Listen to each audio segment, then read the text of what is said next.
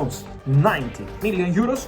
Today, Manchester United, after calling Red Bull Leipzig over the recent days to tell them, don't worry, we're gonna bid, don't worry, we're gonna bid, get ready, we're gonna bid. Now, Manchester United enter in scene. And Manchester United present an official bid, as Bill revealed today. The bid is 75 million euros plus 10 million euros in advance. So 85 million euros package from Manchester United after 90 million euros package from Newcastle United. Let's clarify some points. Manchester United bid 75 plus 10, 85, includes a part of these add-ons being really easy to reach.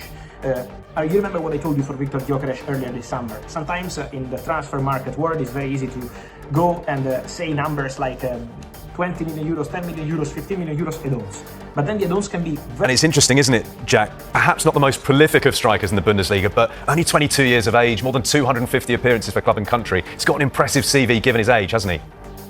He has, and a lot of clubs have been looking at him this summer. Arsenal did an awful lot of work on him. Newcastle obviously keen. He's obviously someone that's well liked by people that know what they're talking about when it comes to analysing these players, whether they've got an incredible goal record. You know, someone like Haaland, it's easy to go and pick, but the people that really look into this detail have obviously identified something in Šeško. Like Charlotte said, it is a gamble, it's a big fee, and he will know, having watched Manchester United for the last couple of years, that it's not an easy ride going in there. The pressure that was on Xerxes, Højlund as young strikers going in, if they don't get off to a flying start, then it becomes a really difficult place to rebuild yourself and get going again and find your feet if you don't make a running start at Old Trafford. It's a big year though for a trio of players they've brought in. It's a lot of money they've invested in overhauling that forward line to move away from Garnacho, Xerxes, Højlund, to bring 78.5 on Šeško, 70 odd million on Brian Mbeumo, 62.5 I think it was on Matheus Cunha, and there's no guarantees around any of them. Cunha and Mbeumo have been good players in the Premier League, but never threatening that top half really in terms of places with their respective clubs. So they've got to go up another level and prove themselves. And then,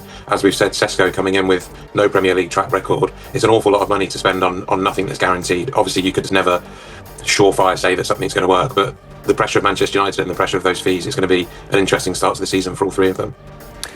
And this story features on the back of the Times as well, Šeško choosing United. Charlotte, it's interesting to look at some of the comparisons you might read about between Šeško and Erling Haaland, their respective records coming from the Bundesliga to the Premier League. For Haaland, it was 86 goals in 89 games at Dortmund, and for Šeško, 39 goals in 87 games for Leipzig, so far less prolific. Should we read anything into those records?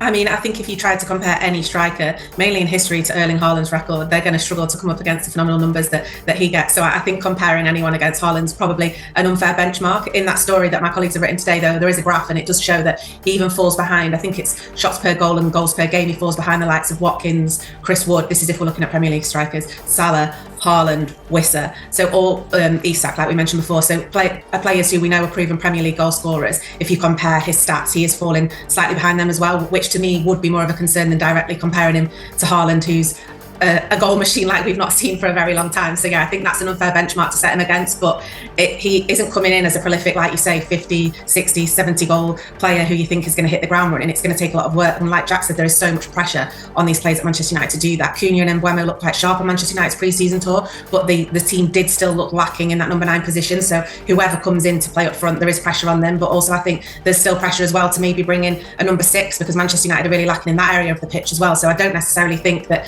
this will be the missing piece of the jigsaw for Ruben Amorim if he was to bring in a number 9, whether that is Šeško, which obviously they hope it's going to be. So it's going to be interesting to see what United decide to do in the last few weeks of the window. An interesting time in the window. Charlotte, Jack, thanks very much for now. We'll talk about Jack Grealish's future next. When we return, we will look at more of the sports stories in the morning's papers, including this in the Telegraph that calls new Arsenal striker Viktor Gyökeres a goal pig. We'll explore what that means next.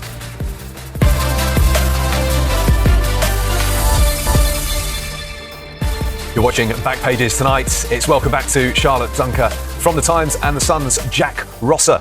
Let's now talk about Jack Grealish and come to you, Charlotte. Plenty on the back pages about his future, including the Star, their headline loner, as Everton try and tie up this deal for Jack Grealish. How much of a coup would it be for Everton if they could lure Grealish from Manchester City? Yeah, it would be absolutely great for them. I think obviously in an attacking sense, what Grealish can bring, he can bring that flair. I think for him as well, he would have the freedom to express himself, which so many people have said has been the reason why it's not gone as to plan in the last 18 months for him at Manchester City, that the structure that Pep wants him to play with and the instruction that he's got to play under doesn't allow him to express himself in the way we saw him play when he was at Aston Villa, for example. So if Everton can get that sort of player in their team, then it'd be absolutely amazing. Obviously, they're desperate to get bodies through the door. Kiernan Dewsbury-Hall's been the latest to sign, but I think he's their 5th signing of the summer. David Moyes in America was saying they needed 9 to 10 new signings through the door, ideally, obviously, before the start of the season. So they're halfway there to getting to that number. Getting Grealish there would undoubtedly be the biggest name out of the signings that they've made so far. I think at the moment it seems like it would be a deal to suit all parties. It's clear that Manchester City are willing to listen to offers to him. He didn't go to the Club World Cup. He has been training with a personal trainer this summer to make sure he's in the best physical position that he can be in so he can hit the ground running. Obviously, it's a World Cup year. He's going to be determined to prove himself to Thomas Tuchel and push his way into the team. So I think that could really help Everton as well. They struggled for goals a bit last season. He can definitely, like I said, bring that flair and creative attacking spark into the team. So yeah, I think it'd be a really great move for them if they can get it done. But I don't think that it's that as close as it sounds yet. I think there's a lot of negotiations happen. He's obviously on a lot of wages. Can Everton afford all of his wages? Probably not. How much are Manchester City going to pay of that? I think all these negotiations are still to come. But on the face of it, if Everton could get it done, I think it would be a really good deal for them. Yeah, Jack Grealish's future is on the front of the Telegraph sports section as well. Everton lead race to provide Grealish with escape route from City as their headline. Jack, with the stage of the window we're at the moment, do you see some more twists and turns before we learn where Jack Grealish will play this coming season, or do you see him moving to Everton? No, I think Everton will certainly be wary there might be a few twists and turns. I mean, it's happened to a few clubs in this window where they get all the way down the line with the player, get a deal in place, get everything lined up, and then some club comes in and goes, oh, that's what it'll take, is it? And they swoop in and pinch it off them at the last minute and maybe move a few figures into the player, or in this case, Manchester City's favour, and take the deal out of the hands of the club that have done all of the hard work. So Everton will be wary of that. But I think it'd be a great move for him. He probably wouldn't have to move house, which would be a small added bonus. He could probably still live where he lives playing for Manchester City and get over to Everton. They've obviously got the new ground to go into at Bramley Moore Dock. There's a real feel-good factor back there at the club, moving into that new stadium from Goodison, and David Moyes being back there. And while David Moyes has been known as a bit of a pragmatic manager in recent years, someone that has a fairly rigid system, his teams always have room for maybe one or two maverick flair players that he likes to let off the leash a bit. He did it with Lucas Paqueta at West Ham and got some great results out of him maybe just over a couple of years ago now. So I think if we can see Jack Grealish back in a team where he's given the platform and the freedom to do what he can do when he's at his best, when he was at Aston Villa in that treble-winning season at Manchester City, I think that's something that everyone wants to see. It's certainly something that Jack Grealish will want to do, and it's also something that Thomas Tuchel will want to see. Everyone knows the potential that's there. It sounds like there are a few other clubs that are keeping an eye on the situation and weighing up whether they go in as well. So I think no one at Everton will be comfortable until it's over the line, but if it does get there, I think they should be very happy with it.